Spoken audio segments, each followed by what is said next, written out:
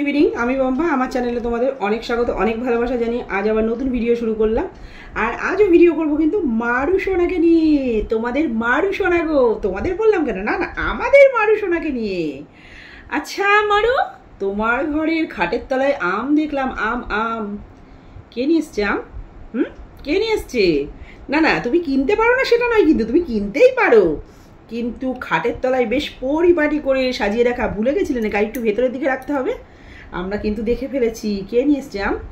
হ্যাঁ, কে নিয়ে এসছে? বাদুড়িয়া থেকে এসছে নাকি? কাকি এসছিল শুনলাম। আচ্ছা আচ্ছা, বুঝতে পেরেছি। তা সেদিনকে ব্লগ ভিডিও তো আসেনি, তুমি হচ্ছে ওই যে প্যাং ভিডিও করেছো, প্যাং ভিডিও। হ্যাঁ, তার জন্য নাকি আজকে তো ভিডিও দেখলাম। যাই হোক, আজকের ভিডিওতে তো তুমি বললে যে না, তুমি সেদিনকে প্র্যাঙ্ক ভিডিওটা এমনি করেছো, আর তোমার সেদিনের ডেইলি ব্লগটা আছে, সেটা নাকি তোমার আজকে ভিডিওতে তোমার দেওয়ার কথা, আজকে দেওয়ার কথা বিকেল 4টের সময়। তো কই 4টের সময় আমরা এখনো ভিডিও পেলাম না। তো ভিডিওটা আমি 4টে পার করেই করতে বসলাম, আমি কিন্তু ইউটিউব দেখেই এই ভিডিওটা আমি করতে বসলাম। সেদিনকের ব্লগটা আসলে তো খুব ভালো, আর না আসলে বুঝেই যাব যে তোমার দেশের বাড়ি থেকে কেউ এসেছিল, তাই তো।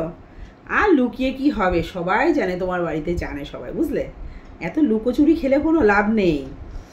আর ঈদের ভিডিও এসেছে, দেখলাম, ভালো লাগলো মারু সোনার ভিডিও দেখতে।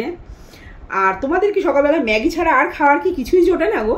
কত খাবার আছে না, কি বাচ্চাদের মধ্যে ম্যাগি খাও। হ্যাঁ, ম্যাগি খাবো না কেন, চটজলদি ম্যাগি বানানো যায়, ম্যাগি খাওয়াও যায়, কিন্তু সেটা সময় ঠিক আছে। তোমাদের তো প্রায় দিনই দেখি ম্যাগি করছো, ম্যাগি খাচ্ছ। আর কি 2 প্যাকেট ম্যাগি তুমি খেতে পারো না, এসব কথা বলো না কিন্তু, এগুলো একটু হাস্যকর লাগে খুব, বুঝলে।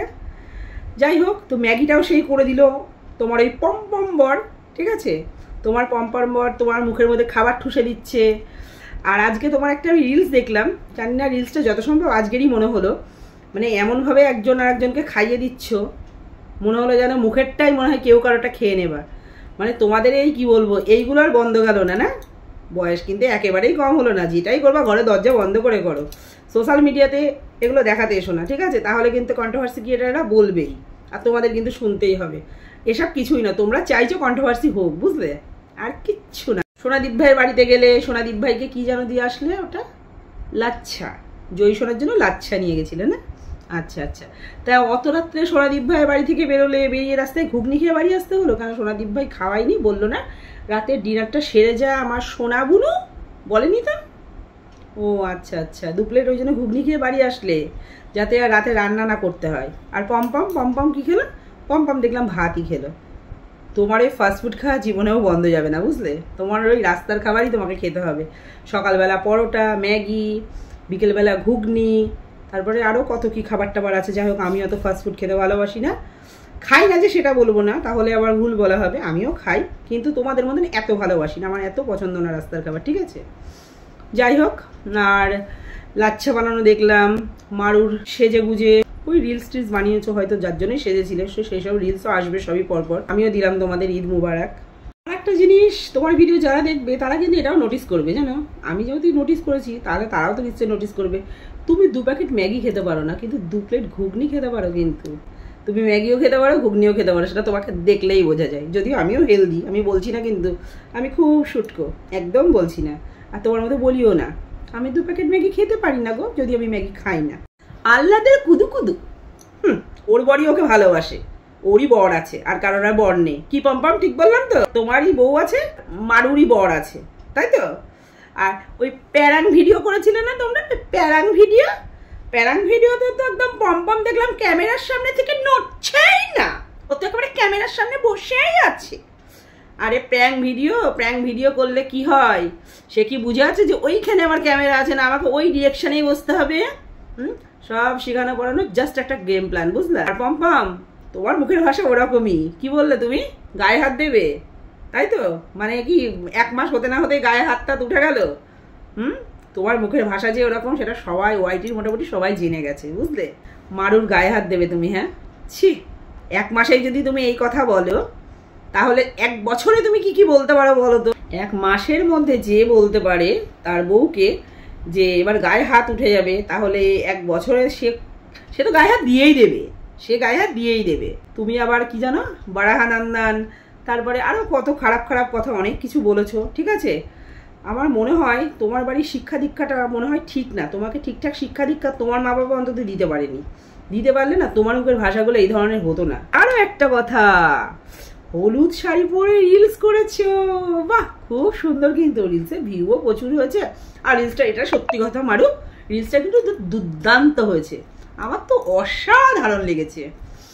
এই আমি শুনেছিলাম যে মুসলিম মেয়েরা ওরা সবসময় ঢাকা ঢুকো পোশাক পরতে বেশি ভালোবাসে, ঠিক আছে, মানে আমাদের মধ্যেও যদিও এটা অতটা ইয়ে না, কিন্তু মুসলিম মেয়েরা কিন্তু তাই, ওদের সবসময় ঢাকা ঢুকো, বিশেষ করে আগে তো খুব দেখেছি, এখন বোরখাটা একটু কমই দেখা যায় রাস্তাঘাটে বেরোলে, আগে কিন্তু সবসময় মুসলিম মেয়েরা বেরোলে ওদের মুখটা অব্দি ঢাকা থাকতো।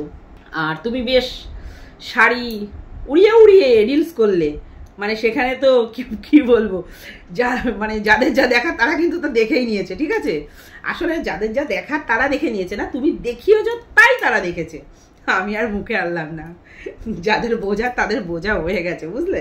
তবে হ্যাঁ, এটা ঠিক, সব শেষে একটা কথাই বলবো, রিলসটা কিন্তু জাস্ট অসাধারণ ছিল, অসাধারণ, কোনো কথা বলা যাবে না, মাইন্ড ব্লোয়িং, বুঝলে। চলো, তোমার ওই প্যারাঙ্কের দিনে যে ভিডিওটা করেছো ওই ভিডিওটার অপেক্ষায় আছি, ওটা দেখি, ঠিক আছে। আর তোমার সোনাদীপ ভাই বাড়ি দেখেছিলে, জনিকে ছেড়ে দিয়েছিলে, আর জনি তো টয়লেট করে দিয়েছিল, জনির একটা প্রবলেম আছে এটা জানি, যাই হোক। তার সোনাদীপ ভাই কি বললো, তুই ছেড়েছিস বলে কিছু বললাম না, ও অন্য কেউ বললে কি তার ঘাড়ে তরোয়াল বসাতো নাকি তোমার দীপ ভাই? আর তুমি কি মানে নয়নের মণি নাকি? তুমিও তার কাছে সোনার ডিম পাড়া হাঁস, আর তোমার কাছে সে সোনার ডিম পাড়া হাঁস। তো এই তো গেল সোনাদীপ ভাই।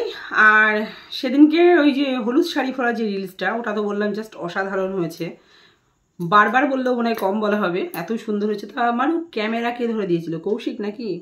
কেননা কাকির সাথে তো কৌশিক বিট্টু দুজনই এসেছিল, নাকি শুধু কৌশিক এসেছিল?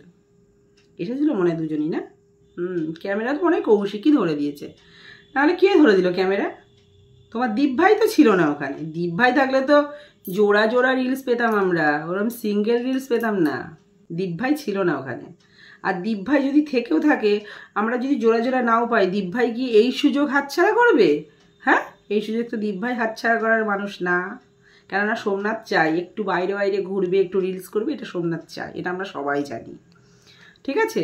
চলো, আজকের ভিডিওটা এখানেই শেষ করলাম। ভিডিওর মধ্যে যদি কিছু ভালো লাগে পাশে থেকে সাপোর্ট করো, টাটা।